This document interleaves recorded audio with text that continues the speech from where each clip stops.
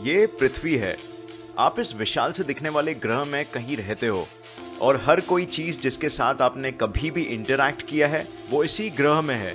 पर ये इतना विशाल ग्रह ब्रह्मांड के तुलना में कितना बड़ा है? कंपैरिजन के लिए हम लेते हैं चांद को। तो चांद पृथ्वी से काफी नजदीक लगता है क्योंकि यही एक चीज है जिसे हम रात में बहुत क्लियरली देख सकते हैं। बट एक्चुअली में चांद हमसे इतना नजदीक नहीं जितना हम सोचते हैं। चांद हमसे बल्कि इतना दूर है। इस दूरी के बीच लगभग 30 पृथ्वी और आ जाएंगे, और अगर हम एक कार में किसी तरह चांद में जा सके 100 किलोमीटर प्रति घंटे के स्पीड में, तो हमें 160 दिन लगेंगे। चांद पे पहुंचने के बाद पृथ्वी का दृश्य कुछ ऐसा लगेगा। तो पृथ्वी काफी बड़ी लग रही है, राइट? अब देखते हैं यही नीले रंग का ग्रह मार्स से कैसा दिखता है। तो ये एक तस्वीर है जो ली गई थी मार्स से स्पेस प्रोब द्वारा। ये छोटा सा डॉट जो आप देख रहे हैं वो है हमारी पृथ्वी, जो ऐसी दिखती है मार्स के सतह से। मार्स की एवरेज दूरी हमसे है 225 मिलियन किलोमीटर्स, जो यहाँ तक कि 400 मिलियन किलोमीटर्स तक भी पहुँच सकती है। तो इसका मतलब अगर हमें एक दिन मार्स जाना पड़े तो हमें चांद से 986 गुना ज्यादा लंबी दूरी तय करनी पड़ेगी। यहाँ तक कि रोशनी की किरण को भी 20 मिनट लग जाएंगे यहाँ से पृथ्वी तक पहुँचने में, जिसका मतलब इंस्टेंट कम्युनिकेशन बिल्कुल भी पॉसिबल नहीं हो पाएगा इन दो ग्रहों के बीच। अगर हम थोड़ा और दूर जाएं तो हम ढूंढ सकते हैं वॉयेजर 1 स्पेस प्रोब को, जो अब तक का इंसान द्वारा बनाया गया सबसे दूर उड़ने वाला स्पेसक्राफ्ट है।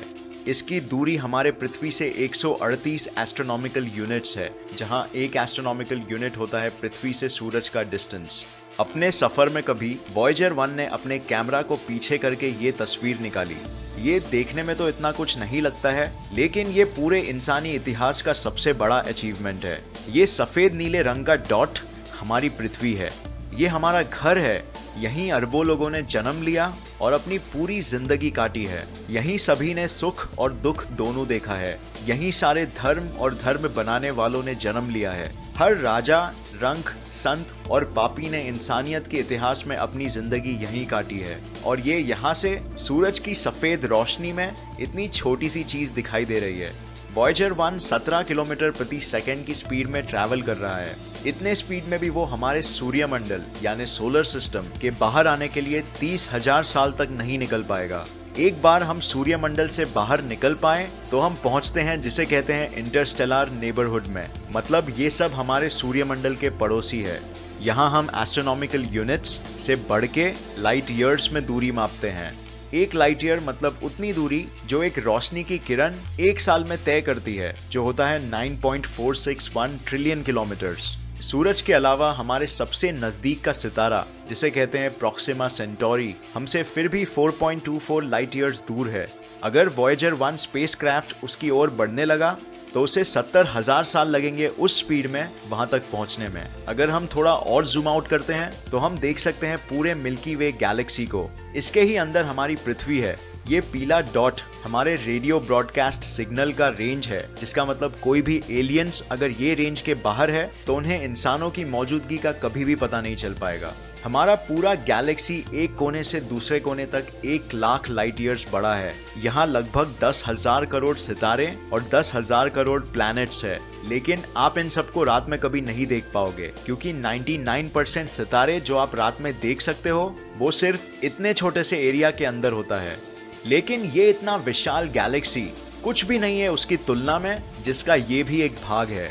जूम आउट करने पे हम देख सकते हैं जिसे कहते हैं लोकल ग्रुप ऑफ गैलेक्सीज। ये हमारे आसपास स्पेस का एक ऐसा हिस्सा है जो एक कलेक्शन है 54 अलग गैलेक्सीज का, जो फैले हुए हैं 1 करोड़ लाइट ईयर्स की दूरी तक। बट और जूम करने पे हम देख सकते हैं वर्गो सुपर क्लस्टर को, जिसका लोकल ग्रुप एक बहुत ही छोटा सा हिस्सा है। यहाँ एक कोने से दूसरे कोने तक दूरी 11 करोड़ लाइट ईयर्स है। बट ये इतना बड़ा सुपर क्लस्टर भी एक रेती भर का दाना है बड़े लैनिकिया सुपर क्लस्टर का, जो हमारे गैलेक्सी जैसे 1 लाख और गैलेक्सीज का घर है। यहाँ दूरी एक कोने से दूसरे कोने तक चौंकाने वाली 52 करोड़ लाइट ईयर्स है। बट यहाँ से भी अगर हम जूम आउट कर सके पूरे ऑब्जर्वेबल यूनिवर्स तक, तो हम देख सकते हैं कि टाइटैनिक लैनिकिया सुपर क्लस्टर भी एक बहुत ही छोटा सा भाग है ब्रह्मांड के वो हिस्से का जिसे हम आज तक देख पाए हैं। ये है ऑब्जर्वेबल यूनिवर्स और इसके अंदर वो सब कुछ है जहां तक हम आज देख पाए हैं। यहाँ पे कम से कम 2 लाख करोड़ गैलेक्सीज है और इन सब गैलेक्सीज में मिलजुल के इतने सितारे हैं जितने रेती के दाने पृथ्वी में भी नहीं है। हमारे पृथ्वी से ऑब्जर्वेबल यूनिवर्स के किसी भी कोने तक दूरी है 4650 करोड़ लाइट ईयर्स, जिसका मतलब है इस ऑब्जर्वेबल यूनिवर्स की पूरी लंबाई है 9300 करोड़ लाइट ईयर्स। बट इससे भी ज्यादा इंटरेस्टिंग ये है कि ब्रह्मांड के इस दिखने वाले हिस्से के पार क्या है। इतना ध्यान रखिए कि ऑब्जर्वेबल यूनिवर्स वो सब कुछ है जो हम आज देख सकते हैं आधुनिक टेलीस्कोप्स की मदद से, और ये बिल्कुल मुमकिन है कि इसके पार का ब्रह्मांड और कहीं ज्यादा विशाल और कहीं ज्यादा रोमांचक है। हम इसके बारे में सोच भी नहीं सकते कि आगे और क्या क्या हो सकता है, क्योंकि उतनी दूर से रोशनी आज तक हमारे पृथ्वी तक कभी पहुंच ही नहीं पाई और शायद कभी पहुंच भी नहीं पाएगी, क्योंकि हमारे ब्रह्मांड का विस्तार यानी यूनिवर्स एक्सपैंड हो रहा है रोशनी से भी तेज गति से। तो इसका मतलब साफ है कि अगर इंसान करोड़ों सालों तक और भी टिक जाए, लेकिन ब्रह्मांड में ऐसी कई जगह होगी जो हमेशा हमसे छुपी ही रह जाएगी, चाहे हम उन्हें ढूंढने की कितनी भी कोशिश कर लें। कॉस्मिक इन्फ्लेशन थियरी के कैलकुलेशंस के हिसाब से पूरा यूनिवर्स 150 सेक्सटिलियन गुना बड़ा हो सकता है ऑब्जर्वेबल यूनिवर्स के कंपैरिजन में। ये नंबर कुछ इस तरह दिखता है, ध्यान से देखिए इस नंबर को, इसमें इतने जीरोस है कि आप बिल्कुल चौंक ही जाओगे। कंपैरिजन के तौर पे अगर आप सोच सके कि ऑब्जर्वेबल यूनिवर्स एक फुटबॉल के साइज का है, तो पूरा यूनिवर्स उसके सामने हमारे पृथ्वी के साइज के बराबर होगा। बस सोचिए कि हम रह रहे हैं एक फुटबॉल के अंदर और हमें कोई भी आइडिया नहीं है कि हमारा ब्रह्मांड इतना विशाल है।